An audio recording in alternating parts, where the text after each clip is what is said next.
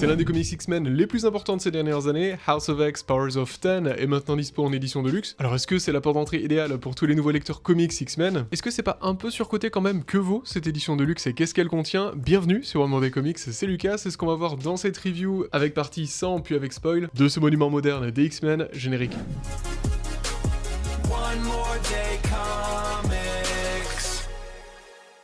Et nous voilà avec le Deluxe en main, House of X, Power of 10, c'est ça? Je sais plus comment ça se dit, c'est House of X, Power of X ou bref. Le Deluxe des X-Men de Hickman, attention parce que je l'ai lu majoritairement en fait dans ce format-là, dans le format Panini Poche. Pour tout vous dire en fait, je comptais l'amener en vacances. Je l'ai lu en vacances et j'en étais à la moitié. Je me suis dit mais attends, faut que j'arrête. Il faut que j'achète le Deluxe parce que c'est vraiment quelque chose à part. Chose faite, donc voilà, vous avez vraiment une différence de format assez phénoménale entre les deux. Qu'est-ce que c'est que cette série-là? Qu'est-ce que c'est que ce Deluxe? Eh ben c'est la fameuse relance des X-Men qui date de 2019. Alors qu'il faut savoir que à cette époque-là, les X-Men ça se vendait quand même moins bien, c'était un peu compliqué. Et donc Marvel a fait appel à Jonathan Hickman, que vous connaissez pour bien sûr les 4 Fantastiques, Avengers Secret Wars, tout ça. Des choses emblématiques, ils ont fait appel à l'architecte pour réécrire totalement les X-Men et proposer une version totalement différente, une version mise à jour, une version complètement science-fictionnesque, qui lui ont donné une main libre pour tout faire, carte blanche, et il s'est réellement fait plaisir. Vous pouvez voir que sans la jaquette, c'est assez phénoménal, j'aime beaucoup le style minimaliste qui représente d'ailleurs toutes les infographies que vous allez retrouver dans ce comics-là, qui est très riche en lore et en infographie. Comme je l'ai dit et en schéma, la jaquette est vraiment top, j'aime énormément la couverture que Panini a choisi pour sa version poche. Il faut savoir que la jaquette est assez épaisse, hein. On est vraiment sur quelque chose de qualité, ça fait plaisir, ça c'est vraiment quelque chose qu'on aime. Un Deluxe qui contient donc les épisodes House of X 1 à 6 et les épisodes Power of X 1 à 6 aussi.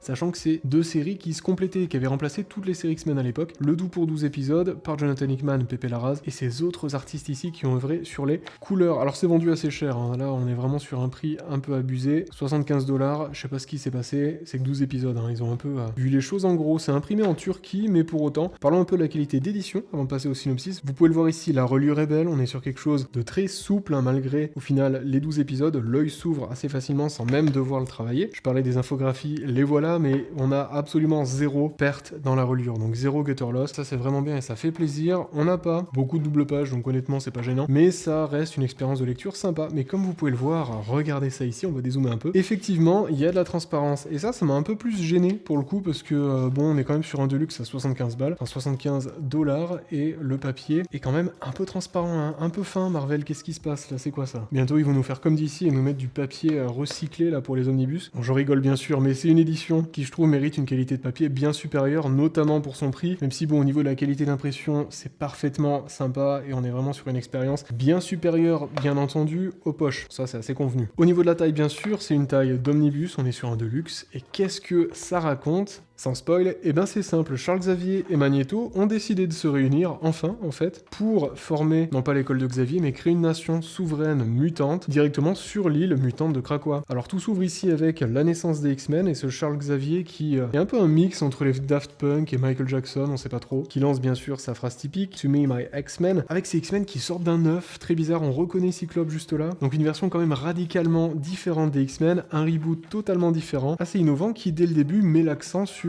cette science-fiction très assumée et très originale pour le coup ici dans l'univers des X-Men. Donc nos deux mutants préférés, Charles Xavier et Magneto, ont donc créé une nation mutante, hein, sur l'île de Krakoa, et pour la faire accepter au monde entier, ce qu'ils ont décidé c'est de passer par une diplomatie qui est assez intéressante. Ils veulent simplement proposer au monde entier des médicaments révolutionnaires qui vont permettre de soigner un tas de maladies, même de retarder la mort, hein. Brian Johnson serait complètement fier, contre bien sûr la reconnaissance politique de l'état mutant de Krakoa, qui se situe là, hein, vous le saurez parce que on va le voir dans les bons points, mais il y a énormément d'informations sur tout le lore et tout ce qui va avec. Une chose à savoir, c'est que la structure temporelle est très différente puisqu'on va naviguer entre deux séries. House of X qui va être sur le présent et le statut politique, et Power of X qui va explorer différentes époques, notamment futur et passé. Donc on saute souvent en fait de l'origine de la création de cette nation mutante jusqu'au présent bien sûr avec la situation actuelle, et aussi le futur qui va être hyper lointain. On est en l'an plus de 1000 ans soit après le statu quo actuel, ce qui va réellement permettre de voir la vision long terme de Jonathan Hickman sur les conséquences de tout ce que cette décision de créer une nation mutante a pu faire en fait à l'univers entier mais aussi à la galaxie, et ça paraît très ambitieux et ça l'est tout simplement parce que, on va le voir dans les bons points tout de suite, c'est quand même quelque chose d'assez incroyable. Alors les bons points, commençons par une chose assez évidente, c'est je pense la meilleure porte d'entrée des X-Men depuis des décennies parce qu'on reprend tout depuis le début, on vous donne accès à un lore hyper riche, on sent que Jonathan Hickman a vraiment travaillé son truc, d'ailleurs tout est nourri et accompagné d'infographies qui sont absolument dingues, il y a même un langage que vous pouvez apprendre parfois qu'on vous donne, un langage de Krakoa, qui vous permet d'ailleurs de décoder un tas de choses que vous pouvez retrouver plus tard, c'est fou, c'est vraiment fou, il y a vraiment un travail titanesque, un peu l'impression de lire un rulebook de Warhammer peut-être, ce genre de choses, un rulebook de jeu de rôle tellement qu'il y a de règles et de choses complexes et des questions auxquelles il vient vous répondre parce qu'il affiche beaucoup d'idées, je pense notamment à certaines inventions de Krakoa qui sont très intéressantes, qui peuvent faire naître beaucoup de questions chez les lecteurs, et ben il a déjà répondu et à la page suivante, il va vous mettre une infographie avec une trentaine de lignes de texte pour vous expliquer comment ce truc fonctionne de A à Z et dans toutes les situations possibles. Donc c'est phénoménal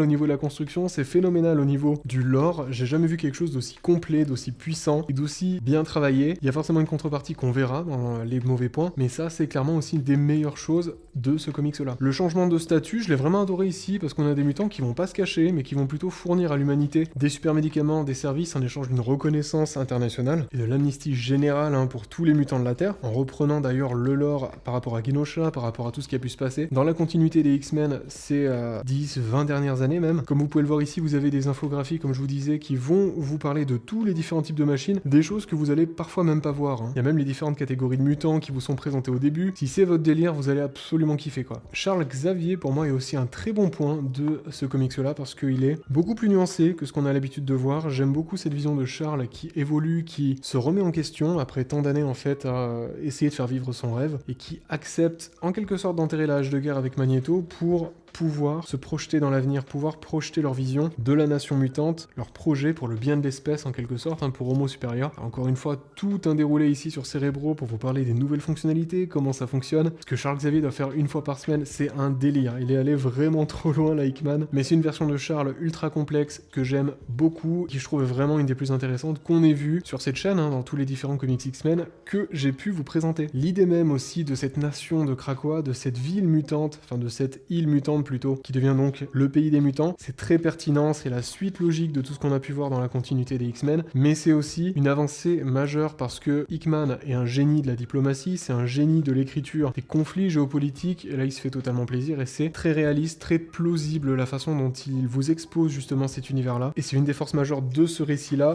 Tout tient debout en fait, tout est cohérent et montre une véritable ambition, une véritable évolution des X-Men au goût du jour, et ça régale, surtout avec les dessins de Pepe Larraz. Bon, j'ai bien choisi ma case, effectivement, bon, c'est très beau, c'est très bien illustré, toujours très bien écrit, ça se lit relativement vite, ce que j'ai trouvé quand même assez marquant pour quelque chose d'aussi complexe, et c'est le moment de passer aux limites. Alors, les choses que j'ai un peu moins aimées, sur lesquelles j'ai quelques réserves, c'est du Jonathan Hickman, donc autant dire que si vous avez du mal avec l'écriture de Jonathan Hickman, ça peut effectivement complètement vous bloquer.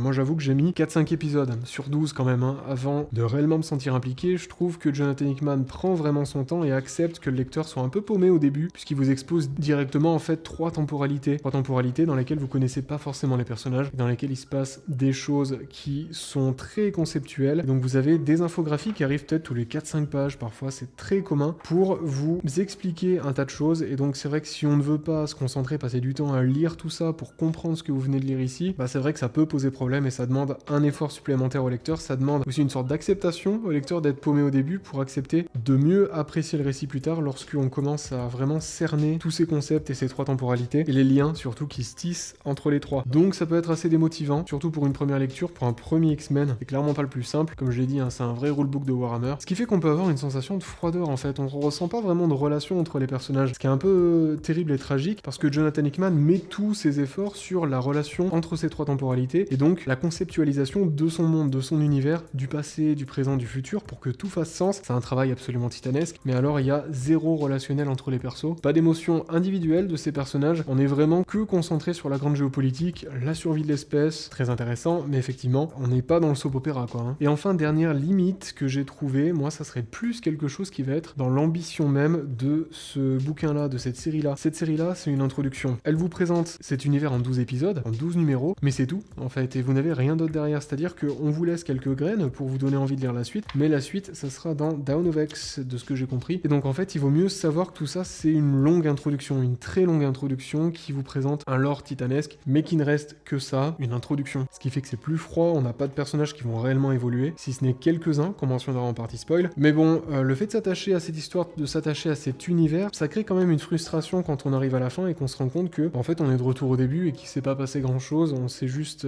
comment cette nation est venue à la vie, et c'est un peu dommage. Mais d'un côté, c'est peut-être aussi un bon signe si on a envie de lire la suite, parce que ça veut quand même dire que c'est plutôt pas mal. Petite pause pour vous parler du sponsor de la chaîne, Walls Comic Shop. Walls Comic Shop, vous le savez, c'est là que j'achète tous mes comics, hein, c'est le comic shop référence en Europe et il vous offre moins 10% avec le code One More Day 10 sur tout votre panier pour votre première commande, ce qui est vraiment cool parce que là, on est très gâtés en omnibus cet été. Hein. Et ça tombe bien parce que c'est des amoureux des omnibus. C'était d'ailleurs leur spécialité, mais maintenant ils ont de tout. Hein. Il y a des compendiums, il y a des singles, il y a des systèmes d'abonnement, il y a même du manga, le tout bien sûr en anglais, et en plus avec des prix avantageux dus aux précommandes. C'est toujours livré avec énormément de soins et même des petits mots, parfois des petits dessins si vous êtes chanceux, sachant que la livraison est gratuite dès 150€ d'achat, de quoi vous faire plaisir pour cet été, et je ne peux que vous conseiller de sauter sur les précommandes si une des précos vous intéresse, parce que déjà il y a un prix hyper avantageux, mais surtout parce que les stocks partent hyper vite. Merci à eux pour leur confiance, et c'est reparti pour la vidéo. Partie spoil, si vous n'avez pas lu que vous ne voulez pas être spoilé, fuyez pauvre fou avant que je commence à vous dire tout ce qu'il faut savoir sur Moira, n'est-ce pas? Bon, alors, partie spoil. Moira a un pouvoir secret, Moira est un personnage ultra intéressant et c'est son épisode qui m'a vraiment happé, en fait, surtout. Bref, un épisode où Moira nous explique sa vie et nous explique son pouvoir, donc la réincarnation, avec conservation des souvenirs, hyper important, puisque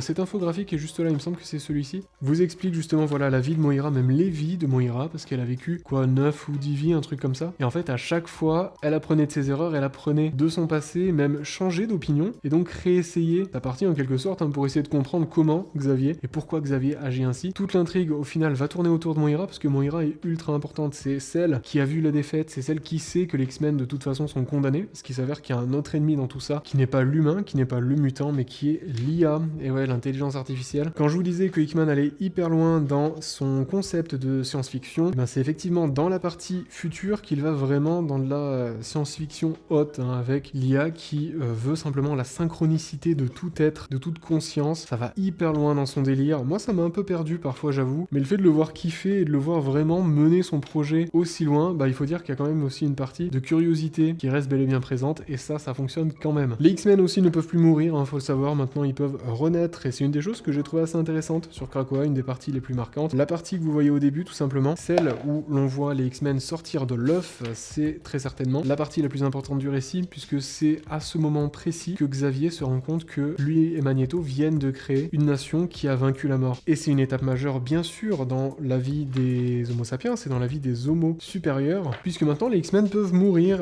et être réincarnés, simplement, tant que, bien sûr, les X-Men qui peuvent les faire renaître sont là. Je trouve que ça apporte beaucoup de nuances et beaucoup de questionnements éthiques par rapport à Charles Xavier, par rapport à Magneto, par rapport à tout ça, en fait. On est en train de dépasser des choses, des concepts que même Grant Morrison n'avait pas forcément utilisés ou mis en avant. C'est vraiment intéressant, c'est vraiment sublime, toujours dans les mêmes métaphores des X-Men. Pour ça, j'ai absolument kiffé, quoi. Que la frontière morale est vraiment floue. C'est assez sectaire, c'est assez messianique, en fait, cette île de Krakoa. Ce soit notamment avec leur loi, puisqu'ils refusent de laisser des mutants être jugés, même si c'est des meurtriers, bien sûr. On pense à Sabretooth. Ils refusent notamment ici que Sabretooth soit jugé pour meurtre par les humains, et donc vont vouloir le juger eux-mêmes avec le conseil qui viennent de monter ici. L'alliance avec l'un des pires criminels comme Apocalypse ou Mr. Sinister, il y a des choses à remettre en question, je trouve, et c'est ce que j'aime beaucoup dans ce récit-là. Jonathan Hickman ne vient pas dresser une nation qui est absolument parfaite.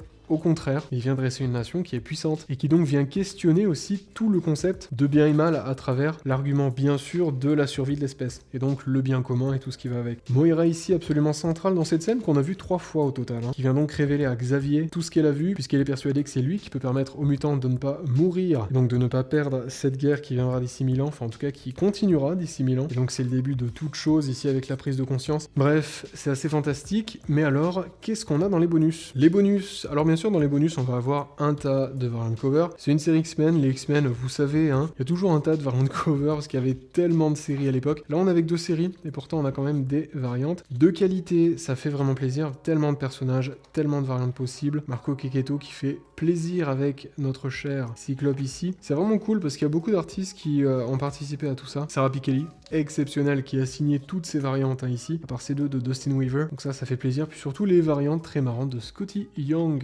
ici, qui a toujours ce trait très cartoonesque dont je suis hyper fan. Avec Krakoa, qui a bien sûr une petite moustache. Bon, les variantes action figures, beaucoup moins fan, mais c'est quand même un plaisir d'avoir ici toute cette galerie hyper complète hein, de toutes ces couvertures d'artistes très talentueux. Puis un petit sketchbook qui est assez intéressant pour voir justement comment Pepe Larraz s'est inspiré de la nature pour créer Krakoa. C'est assez sympa de voir que l'inspiration venait bien de la Terre hein, pour créer une île mutante qui veut aller bien au-delà de l'être humain. La recherche de personnages, que ce soit les Sentinelles, les Nimrod, le bibliothécaire aussi, un personnage important du futur. Donc c'est tout pour ces bonus. Alors, à qui ça s'adresse? Est-ce que c'est un très bon premier comics X-Men si vous n'avez jamais lu de X-Men ou que vous n'en avez pas lu depuis très longtemps et que vous voulez vous y remettre? Je pense que oui, mais il faut quand même savoir qu'effectivement on est sur un rulebook, hein. On a un peu l'impression de lire la présentation d'un monde, la présentation d'un lore, sans pour autant développer plus que ça les intrigues entre personnages. C'est hyper riche, mais alors, on peut facilement s'y perdre si vous c'est quelque chose qui vous passionne pas vraiment. On est vraiment ici dans un reboot de science-fiction très dur, hein. Jonathan Hickman se fait complètement plaisir, mais ça peut perdre une grosse partie des lecteurs parce que c'est quand même très spécifique hein, comme façon d'écrire et comme type de narration. J'en attendais quand même pas mal de cette lecture, surtout depuis Ultimate Spider-Man que j'avais quand même beaucoup aimé.